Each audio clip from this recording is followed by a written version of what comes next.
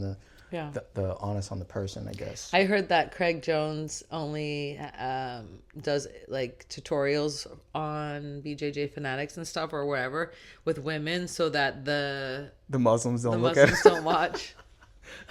That's what Mari told me. It's true though. He does use women, so it's not. I don't know. I don't know what if it's legitly that's why, or she just would rather like drill with a woman or what.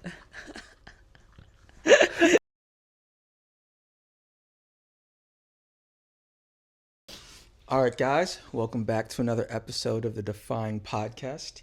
I'm here with a very special guest, my good friend, coach, mentor, the I forget what season of the Ultimate Fighter you were 20. on. Ultimate Fighter season 20 contestant, Bellator, former Bellator, Invicta, and UFC fighter, first female black belt at 10th Planet. No, first woman to in 10th Planet to own her own gym without like a male counterpart. So Ooh, like okay. yeah. All right, well, there you go. That's amazing. And yeah, welcome on, Heather. How are you doing today? I'm good. I'm excited to finally do this. I know we've talked about it for a couple years now. So Yeah, long here we time. are. I'm a slacker. I've been slacking. I've been slacking on my podcast in general, but I'm getting back into the swing of things. I'm just being more out there and like connecting with people. So here we are. Yeah, you're definitely not lazy. I can say that.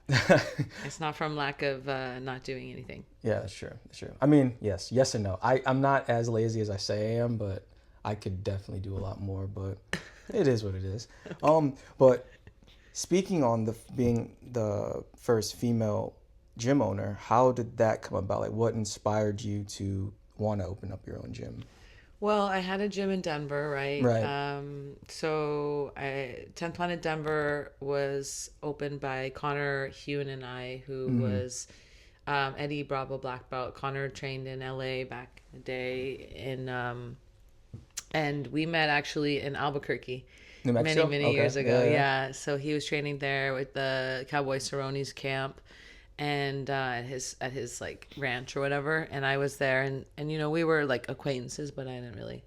So then we ended up reconnecting and then opening up 10th Planet Denver. So Okay. when we broke up, I was like, all right, well, I want to open up my own gym. Like I always knew in the back of my head that like, well, when it got bad that Right. I was gonna do it, but I also just didn't know how, and I kept thinking that like I was gonna need somebody to do it with. So like right away when I did think about it, I was like, okay, who can I call? And I thought of Travis right away. Okay. Travis Kalanick. Yeah. And I was like, I actually called him right before I moved out here and was like, hey, what do you think about opening the gym with me? And he was a brown belt at the time under Burchek.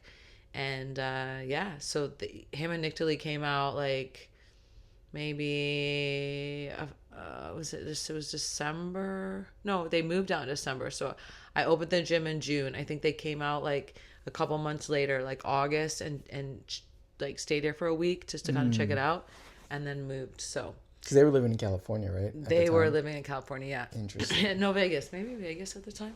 But They get maybe around, both. so Yeah, maybe a little. they're always somewhere. But it was like, I mean, I haven't done it alone. I can't say Right. like I've done it alone, but I've been the head coach. I've been the one that makes the final decision. I have amazing coaches helping me, like I'm just so blessed to have people students and coaches that, are all on the same page with me and want to, I don't know, just like the same mission. And that is not just to make better athletes and competitors and jiu-jitsu, people better at martial arts, but like to also teach people how to be better people and like build a community and support each other on the mats, off the mats. And like everyone that works for me, I feel like really gets that message and that like core mission statement of my gym, and I'm just really lucky. Yeah, no, that makes sense. Everything you're saying, because every time I come to the gym, that vibe is present. You do have a very like what's the word I want to use? Like spiritual presence in a sense, but not so like not in a religious sense, but like you do harp very much on like everyone being an individual, but also being on the same page, if that makes sense. Yeah. Well, we I don't know if are that does. all one. Exactly. But that's You know, it's a collective consciousness. And, exactly. And I feel like, That's a better way we of have to putting be it. aware of that. So I don't like, I think everyone needs to be included, and there shouldn't be like any exclusivity or any cliques. Yeah, there's not many know? cliques. It's not a cliquey gym. Like there's Yeah. not people that are like, oh, we're here, that there. Like, No. oh, I'm a blue belt. Don't touch it. Talk to someone. No, It's no. not like that. Yeah. No. Or brown belt, whatever. Yeah, exactly. No, everybody is on the same page, and just because you're a higher belt doesn't mean you're Exactly. worth more or whatever. So, yeah. No, that's true. That's true. And well, you didn't do it alone, but you did take the initiative to start the gym, right? So that takes a lot of balls and a lot of, courage, because it could always ultimately not work out, and it's all my money gone. No, 100%. It's a scary risk, and then doing that not alone, but on your own, essentially. Yeah. As a woman, did you think of it in a different way? Because you mentioned that you thought that you needed a male counterpart to I was, open it? I thought, is someone gonna come in here and be like, "Oh, you're the head coach," or like I see see, me I see, behind I the see. desk and be like, wait, like they saw that there were other guys on the schedule or other coaches on the schedule, but to know that like I'm gonna be and it only actually had that happen one time. There was a guy that came in, I think from like the Mediterranean place next door. I think he worked there, and he came in and he was I think a Muslim guy, and so he couldn't. I guess he couldn't. Yeah, he couldn't even shake my hand. That's crazy. So I think that was a problem. He could train. He couldn't. But train? I guess I don't know. It's just interesting because I obviously have coached Muslim people, and we have a couple guys in the gym who don't train with women. But at the same time, those guys will let me show them moves on them. So they're maybe more lenient. Whereas maybe this guy was just more strict. It's more I don't conservative. Yeah, I guess there's different. I don't know. I don't know much about. I don't either. The Islam, but I do know that a lot of Muslim fighters, and some of them do train with women, some of them don't. I guess it's just on the honest on the person, I guess. I heard that Craig Jones only does like tutorials on BJJ Fanatics and stuff or wherever with women, so that the Muslims don't look at it. don't watch. That's what Mari told me. It's true though. He does use women, so it's not. I don't know. I don't know if it's legitly that's why, or she just would rather like drill with a woman or what. That is hilarious if that's true. Oh my god. I wouldn't doubt it. Oh my god, because they think of it as like porn or something, but it's just jiu-jitsu. Right. I don't know why that's so funny. Oh my god, that's hilarious.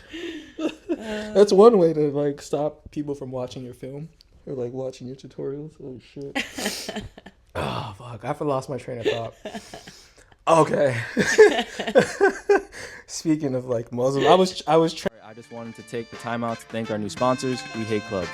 We Hate Clubs is a brand which was developed with the idea that people should live outside of their comfortable spaces. Leaning into music, art, photography, parties, and fashion, We Hate Clubs is built to function as something greater than oneself.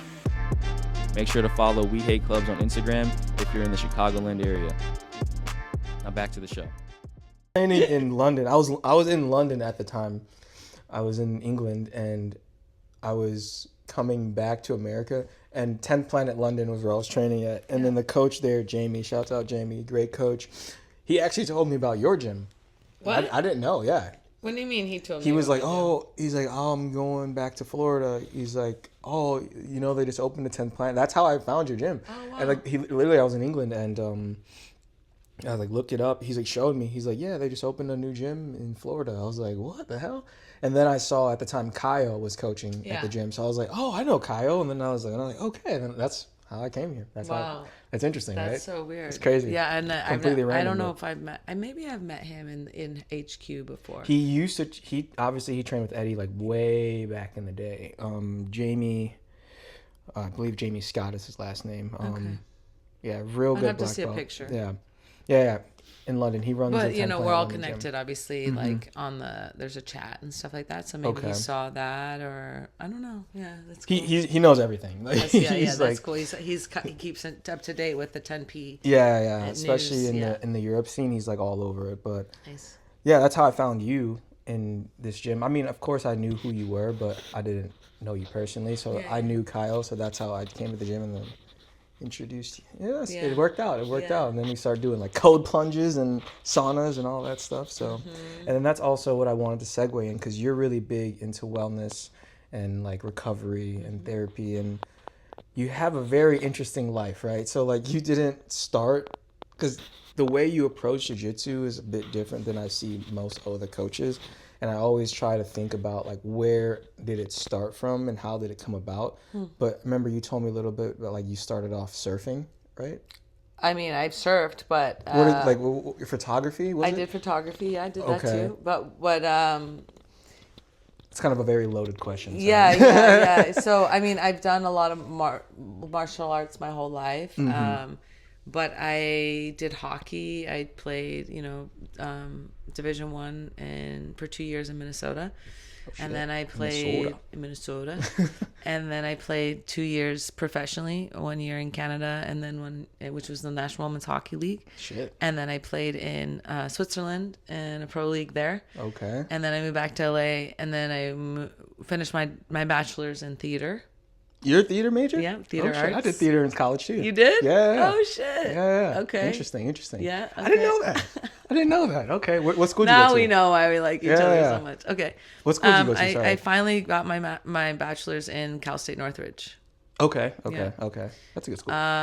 It was a good school for theater, know, and we had like some really good teachers that really worked in film and television and plays and stuff. But so I got my bachelor's, and then I moved to Maui to do photography. But like also because I fell in love with scuba diving and my scuba instructor. Okay. And, okay. And then like we broke up like a couple of weeks later. Damn. And yeah, it was okay. And then I ended up continuing to do photography there. Ended up running a surf school, surfing a lot, doing a lot of stuff. And then I moved back to LA to continue doing photography. And I did like wedding photography, boudoir photography, portrait all kinds of different types of photography. I was kind of trying to figure out what I liked, and so I assisted all kinds of different photographies. And then I started doing I got overweight because I was... You were fat? Yeah, I was like 155 pounds maybe. I'm like 142 right now. I'm not That's not like that big. I'm a little thick right now, but 10 more pounds on me. So than I am now, which would put me... I'd say that'd make you like hella thick. I was super hella. I wouldn't say fat, but so I was like, damn, what am I gonna do to get back in shape? And then I started swimming at this gym in downtown. I was living in downtown LA. Okay. And I had a good friend who owns like, I don't know, 15 Gold's gyms.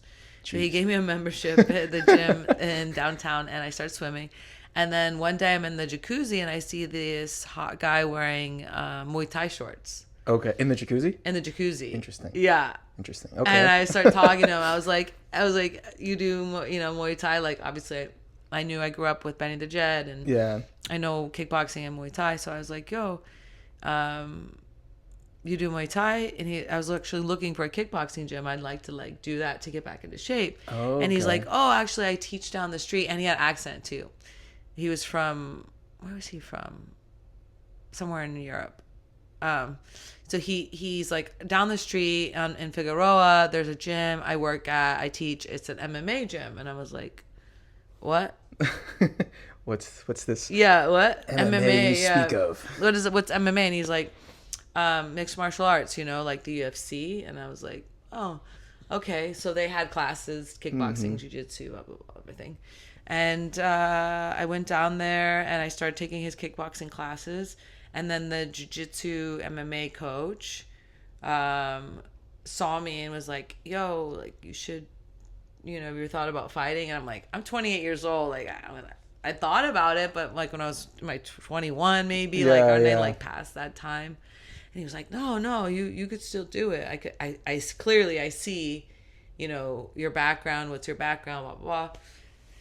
And then, I was like, let me try. And I started doing jujitsu, and I just fucking was all, like, fell in love. Yeah. And I started watching Gina Carano. Oh, shit. Okay. Which is crazy with this fight coming up. Mm-hmm. I started watching Ronda, Gina right? Carano, and then I started training, you know, Benny the Jet and Gokor, who is Ronda's OG judo coach. So Gokor and Ronda's mom were teammates on the judo team, the national team.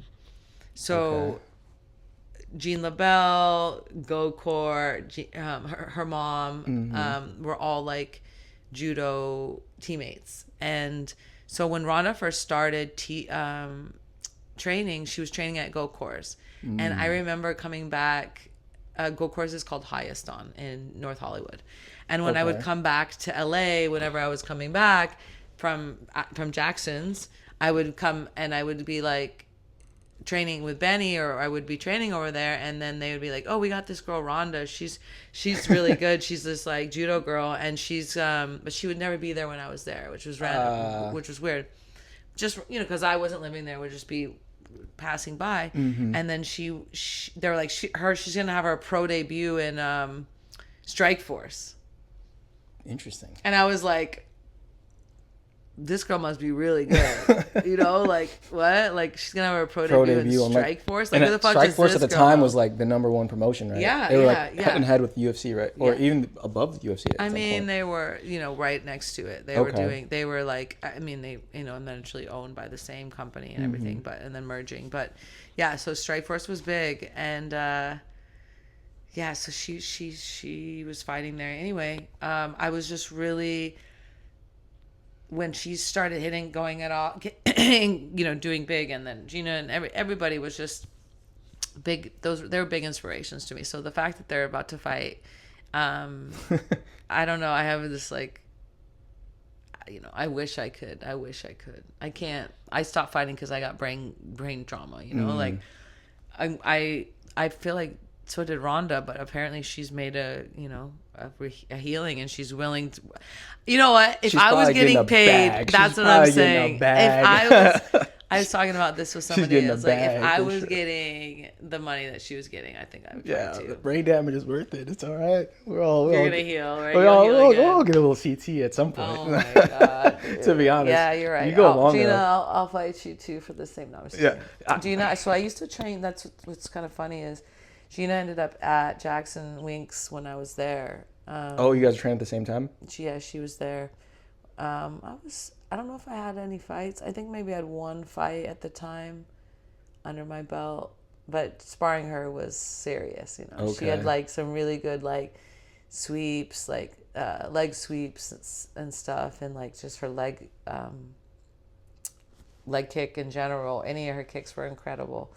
But, you know, she's a lot bigger than me, but she was a lot more skilled at me than me at that time too. Right. But she was so sweet and so just, I remember her being on the treadmill one time, and I was like, you know, I'm not a starstruck type of person at all. I just was like, I want to go tell this girl how influential she was in my beginning of my career. Because I think people like want to know that stuff. Yeah, you know? no, it definitely will. It's nice to hear. You hear that from somebody, then it motivates them to keep going because like, oh, I'm inspiring people. Yeah. So I was like, I went up to her and I was like, I just want you to know, like, I watched all your videos.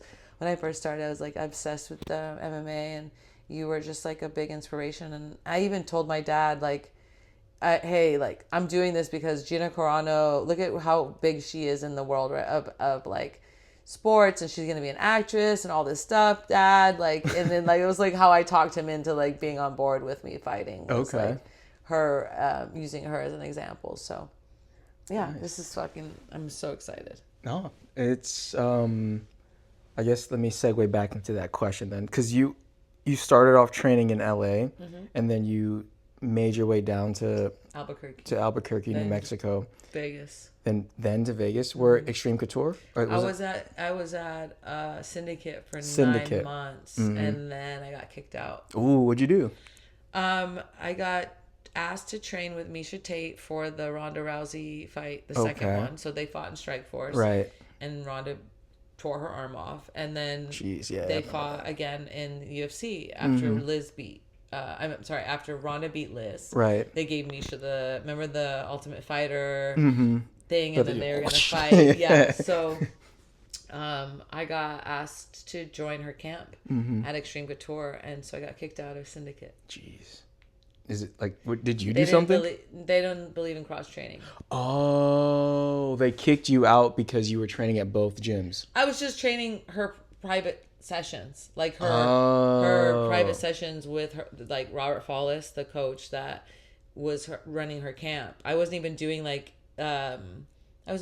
gym team stuff. I see. I was just doing her. You were just training with her specifically. Yeah. Who wouldn't take that opportunity? Right, but then there was one weight class at that time for the women in the UFC. Right. And this is for that belt. Right. And I got asked to be a part of that camp. Right. And then I got kicked out of my gym. And not only did I get kicked out of the gym, I got this a little bit closer, like to your chest. I'm just speaking low, so you're good. Low the speaker. I got kicked out of the gym. I was living in a house, like I was renting a room that was owned by the owners as well. And so of the syndicate. Of syndicate. So when I got kicked out of the gym, I also had to leave the house. So now I'm homeless, basically. Me and my dog, Benny, are like, don't have a place to live. I don't have a gym. I felt like my world was upside down. I honestly was like, I moved all the way from Albuquerque to be here to be at Syndicate, and then I was getting kicked out. It wasn't John Wood, by the way. It was someone else, but he had to anyway. Right. So politics, right? I felt really like abandoned, and then I ended up training with going to Extreme Couture with Misha and Robert, and I can tell you, Miles, it was the best thing that ever happened to me in my life. Thank you, Syndicate, for kicking me out. Shit. I should send you guys like money because seriously, it was the best thing that happened. Yeah. It was the best thing ever happened to me. Robert Follis shaped not only my career from that moment on in MMA, but he shaped me as a person and as a coach. He's a big part of the reason why I had the faith in myself to be the coach that I am today and started my own gym. Okay. Because I learned from him, like one of the best coaches ever to be in MMA. Like, I think, and I think like there's a documentary on him. I don't know if you've seen it. I don't think I have. It's on YouTube. Okay, I'll check it out. And I think Fight Pass too, but it's about, the UFC did it. Okay. And it talks about him, and everybody talks about how an amazing coach he was and how he was so good at like connecting with his fighters on a very personal level. Like he didn't coach everybody the same way. Okay. Like everybody had like a very specific communication style that he had to work with. He talked about, being a coach versus being a teacher, and how important like a coach is someone that teaches you how to know how to do it on your own, and a teacher is someone that teaches you to like like they're how to explain it better, how to like get it done, like maybe? yeah, like I'm telling you how to do it, like right? Kind of like teaching someone how to fish versus showing them, right? Or like teaching them how to learn to like figure it out themselves, exactly, versus just fishing for them, giving them the fish. Yeah. Okay. So it's like so learning to the way to ask questions, and I'm sure there's science behind it, and there's stuff that like he learned it, I'm sure, from somewhere, but it was more than just a way and a like technical way of teaching. It's the passion that he brought, the way that he made you feel so important, and like believe in yourself more than like he believed in every one of us more than almost like we believe in ourselves, which made us it's like believe to believe I have on my things. Like it helped us believe in ourselves so much. So I almost was like overconfident in my last not my last UFC fight, but the one before when I fought Carolina, because of him. Like he just made me feel like unstoppable. Okay. He was just a really good coach like that. Amazing. He got into your head in a good way. Oh my God. Yeah. The best. Yeah. So all this experience that you've over the years from your start till now, or at least to the end of your career, is what shaped your coaching style? Because, you've been around the world, you've fought around the world, you've trained around the world, you've picked up so many things from so many coaches, and you're still doing that now. Like, you're traveling the world, still picking up things and applying it to the gym now. So I guess, that's a perfect way to answer my question, because it was a very complicated question, but I was asking, like, for what exactly you said is what I really wanted to hear, because you have so much experience, and you're able to now pass that on to your future students and your current students.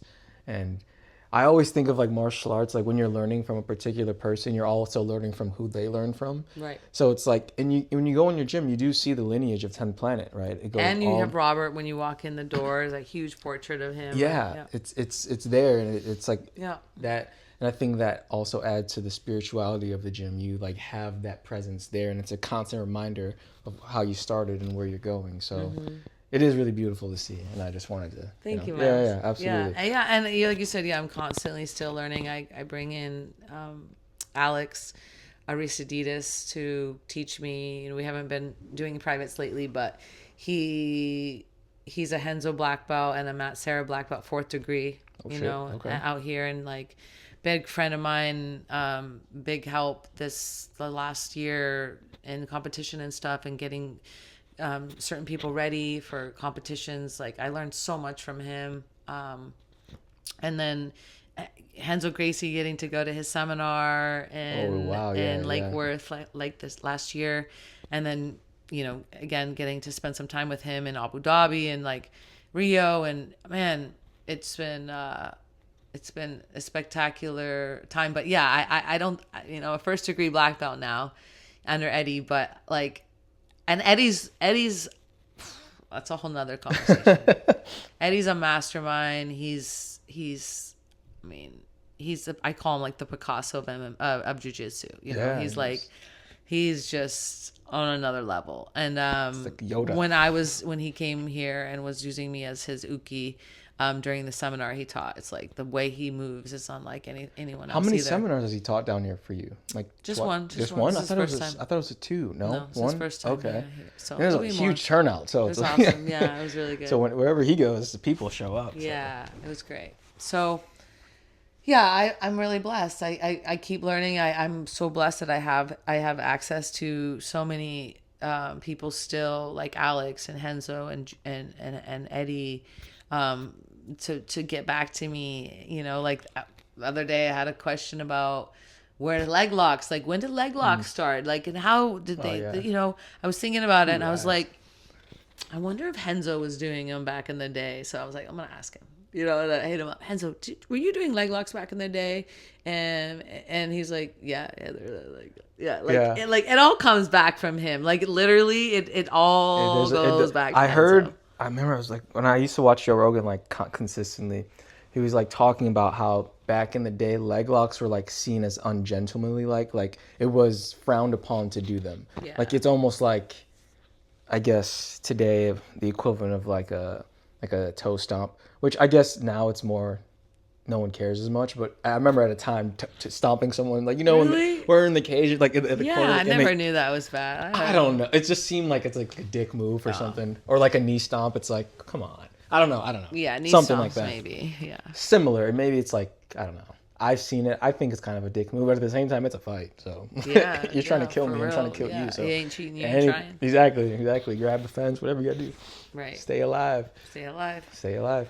But no, that's good. It's interesting because I always like to see. I overthink. I'm a huge overthinker, which I think could be good and bad. We've had this conversation. Yeah, I definitely overthink everything, but in my head, I overanalyze coaches in a way, but I like to do that because I think about their experience that's coming back to me.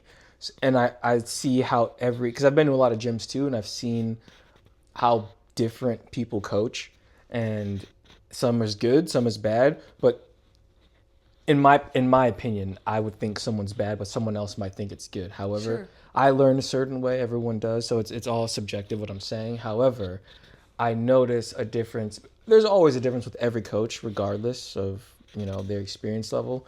However, what you're teaching to application to how it's applied in a real life scenario is what's most important overall. Yes. And with you, I noticed that how you teach is slightly different because you're not necessarily teaching to teach the move, but you're teaching the philosophy of the move, if that makes sense. So you can figure it out yourself. Exactly. Yeah. Exactly. You're like, okay, this is what we're doing. However, if you're not long enough, tall enough, you can modify it to this for you personally. However, this is the move we're doing. So, like, you know, it's yeah.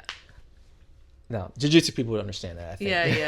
Yeah. More like strikers. Because like, every body literally is different. So, we need to figure out, like, not every move's going to work on every body and every, you know, but it may work on that body, not that body, but this body doesn't work. And it's like, you just got to know that, every move's not made for everything. Exactly. Yeah. Whereas you're very, like, adaptable in that sense. What other coaches in other gyms would be like, no, we're doing this. I've experienced that myself. And sometimes, like, I get it. Like, this is just what we're doing. Like, but it makes sense. I like to be pretty open-minded, and also, like, the more I think that people ask me or try to be like, well, you know, but why don't I just do it like this, or why don't I just do it like this? And it's like, okay, like, try it. Scott, like Scott's like very, like, I think there's some bullshit. Scott, you know, he's a funny guy. And so I'm like, okay, Scott, do it. Like, let's try it. And then I like prove him wrong. Yeah. So it just, why it doesn't work, right? Yeah, I'm like, okay, do it like that then. If that's the better way, then, like, let's go live just for a second here, and I want you to do it like that, and let me show you why not. And then he lets me prove him wrong. Right. So it's wonderful. It reiterates what I'm saying, which is great. But it's pretty funny. Yeah, when but I don't know. There's like. You know, I rolled with someone the other day, and he got me in like an Ezekiel from half guard or something. And, like, I think I wasn't going super hard. And I was not something that is, like, someone usually goes for. Yeah, so I'm trying to picture that. It was very, like, unorthodox, and I think, like, if I would have been more aware of that he was trying to go for that, maybe I would have been able to stop it before, but, like, I just was, like, totally thrown off, and he got me. And I was like, and I told him after, I was like, you know, I don't see any harm, like, going for that, so I would keep doing that, but I also don't know how high percentage that's going to be. Right.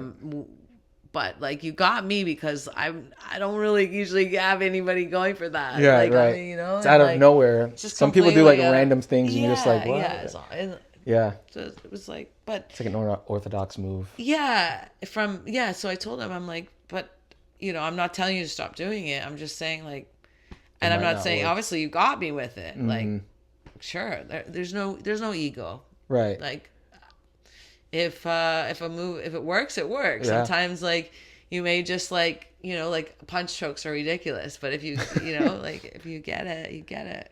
No, it's true.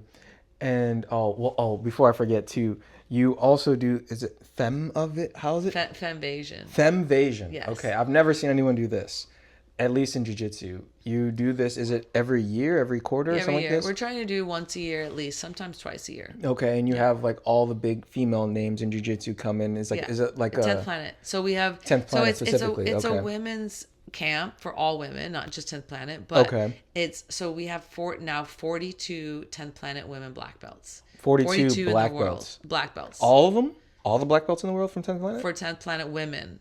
Whoa. Women. There's only 42 in the world. And all of them are coming? No. Oh, okay. But my goal is to, because there's just a small number of them in the world. That's not that many people. So you're one of 42. Yeah, one of 42. So I want to promote them by having a camp that we have 4 of the women that teach the camp. So we do 4 seminars, and then Lila and I are the ones that are running it. So we do a little mini seminars as well.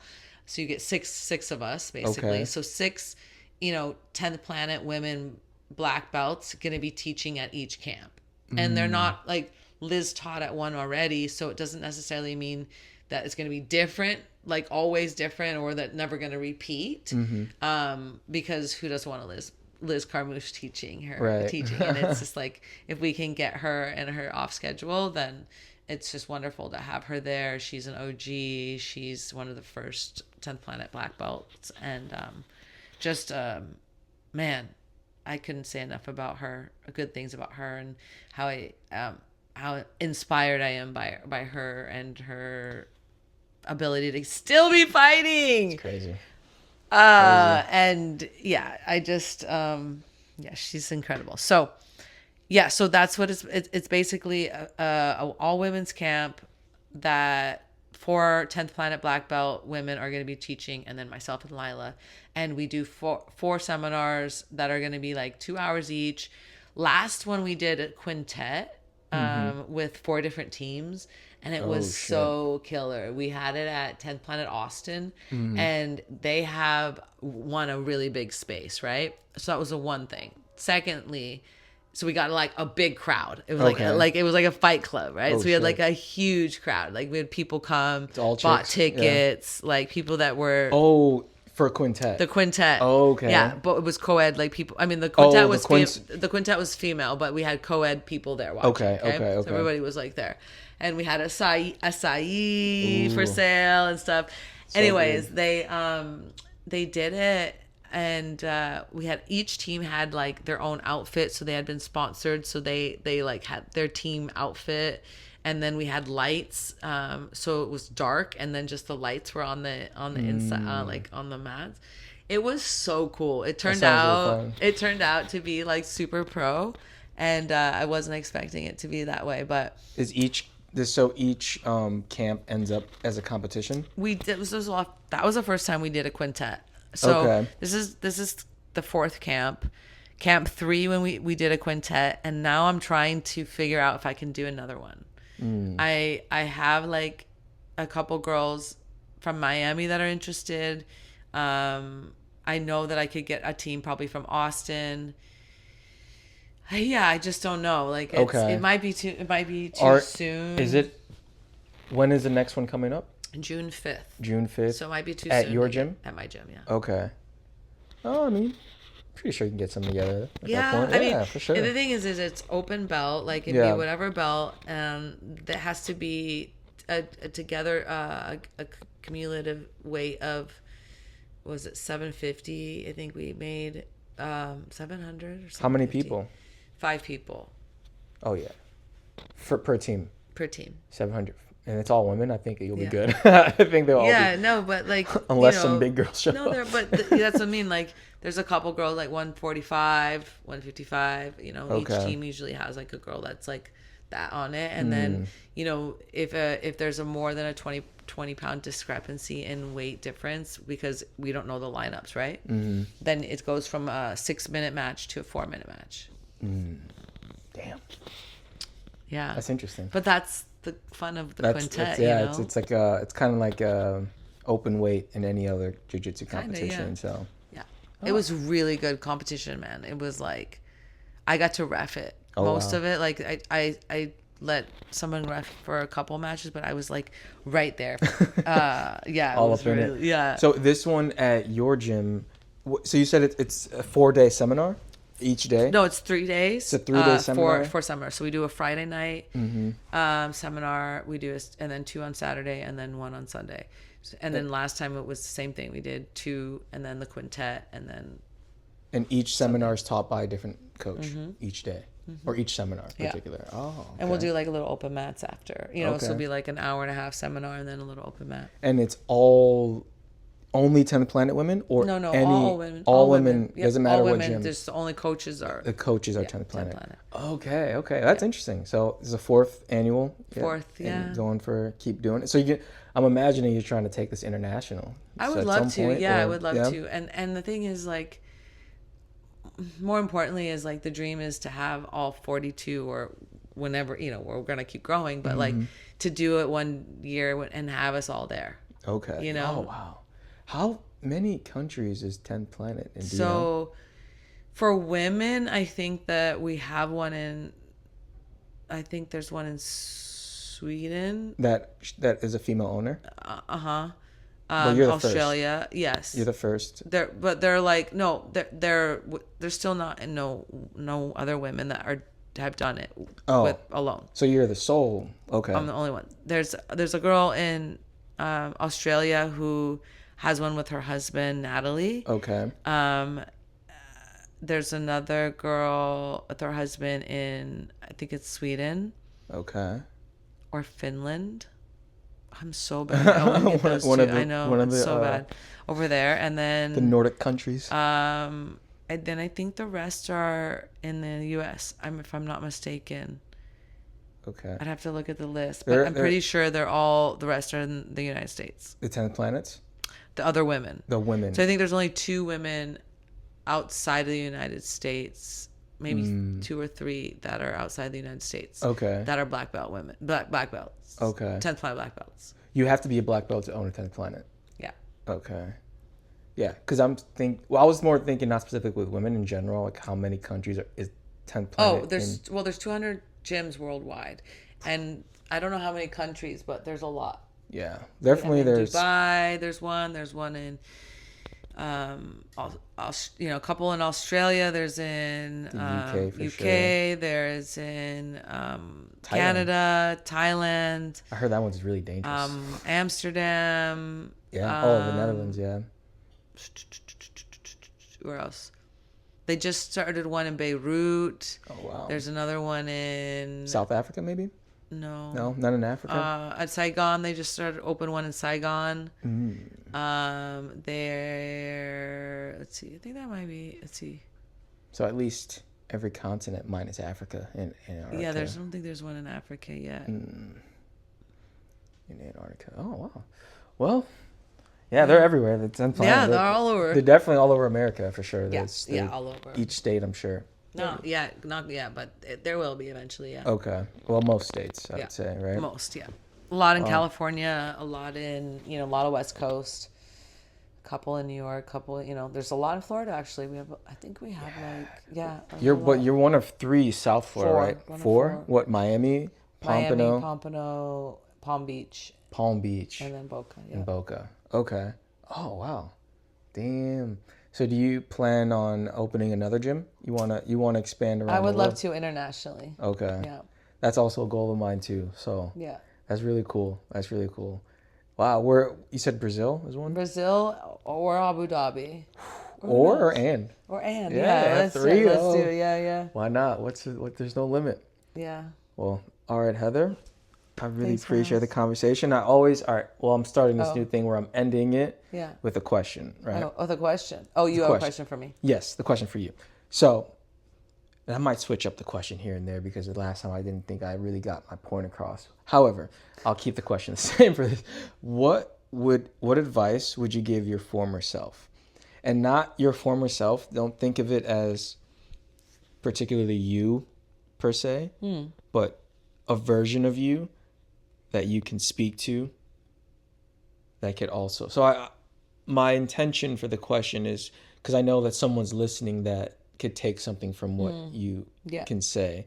So when I'm asking you the question, it's hard to when I say you, but I want you to picture yourself, but not you, but you at the same time. That doesn't make any sense. I would say your former self. The most important thing that I could just tell anybody, my former self, and anyone in this world, is that don't wait to be happy. Don't wait for anything to be happy.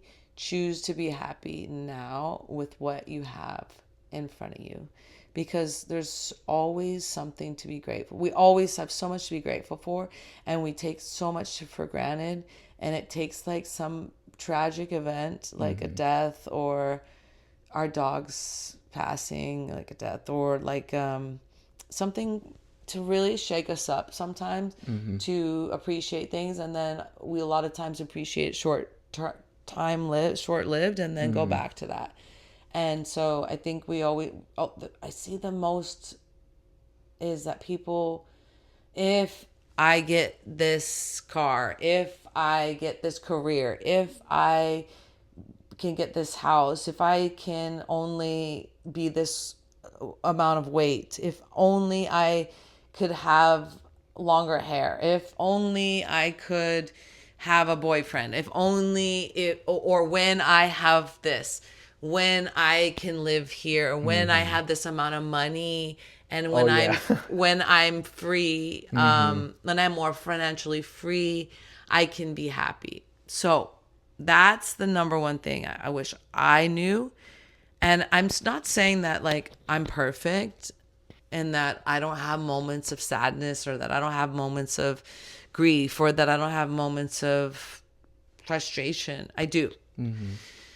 But I'm not waiting to be happy anymore. Like, I'm finding reasons every day to be happy and to be joyful. And I'm finding moments to dance and to let go of static energy and frustration and like shake it out. And like, I really am just, I wish I would have known that longer, because being in this frequency also has like brought me so much. Like, I have been able to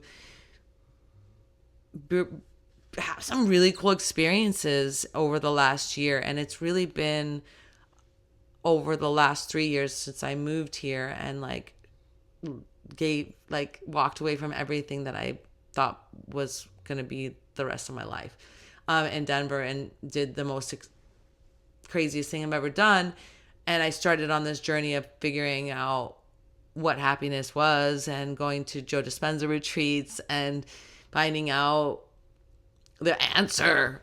You know, what's the answer? And the answer is don't wait to be happy. Like, do it, be now, and still have goals, still have wants, still have desires, still want a boyfriend, still want a lot of money, still like have goals, yes.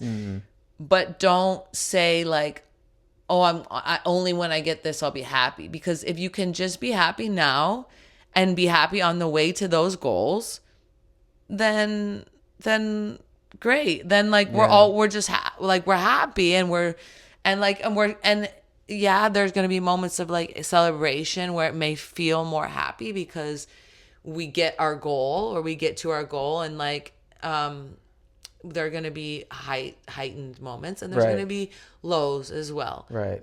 But overall, your day and your life should be happy, because it's a decision that I'm making to be happy now. Right. Not waiting for anything or anyone or whatever, you know? Yeah. I like that. That's what I would tell any person in the world, if they can figure that out and learn that, like, life's going to turn around, because then you're not feeling lack. You're like, yeah, I know that maybe I would be a little bit more free. Like, if I had more financial freedom, if I had more money in my bank, would I be able to travel more? Yeah. And then I think if I'd be able to travel more, that I would be happy. Like, that's a belief. Like, if I could travel more, I could be happy more. I could be more happy. Right. But not really, right? With that, traveling more is going to bring some other things that I'm going to deal with that might cause, like, off center or off balance the other things, and might cause more sadness. I might be more lonely. I might start feel a little bit more like not a part of my team because I'm not here as much, or like I'm setting, losing. Yeah. So then, it's like a give and take for everything. So you can't, it's like, so if you think like it's always going to be greener, right? It's the grass ain't always greener on the other side. No, it's green where you water it. Yeah, and water it. I like that. Like, water it right here. It's green where you water it. Water it where you're at, because there's no guarantee you're gonna get to there. So don't water it there, and you certainly are not gonna water yesterday. Right. So we'll just fucking water it here, and then right where enjoy where you are, and then like. That's damn good advice. I like that. Choose to be happy now with what you have. Yeah. And the future will come when it comes. And focus on that gratitude. On that gratitude. I was in yoga today, and like anytime my mind would start thinking about that, I'd be like, thank you, thank you, thank you, thank you. I'm so grateful. I am grateful. I'm grateful. And I just would repeat that mantra. And I would start thinking, and I was like getting into my gym stuff and like what I got to do. And then I'm like, I'm grateful and grateful and grateful and grateful because there's nothing else that matters. Right. Nothing. Oh, that's so true.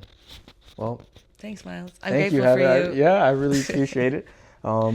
Thank you guys for tuning in. Thanks, guys. Yes, absolutely. And I'll see you on the next one. Peace. Zdravo. Hello, wie geht's? Buongiorno. Hello, how are you? Olá, tudo bem? Hola, ¿cómo estás? Preply. Preply is an online language learning marketplace connecting tutors to hundreds of thousands of learners in over 180 countries worldwide. More than 35,000 teachers teach over 50 languages, powered by a machine learning algorithm that recommends the best tutors for each learner. Hit the link in the description box for access to 30% off your very first language lesson. That is 30% off your very first language lesson. Thank you, Preply. Now back to the show.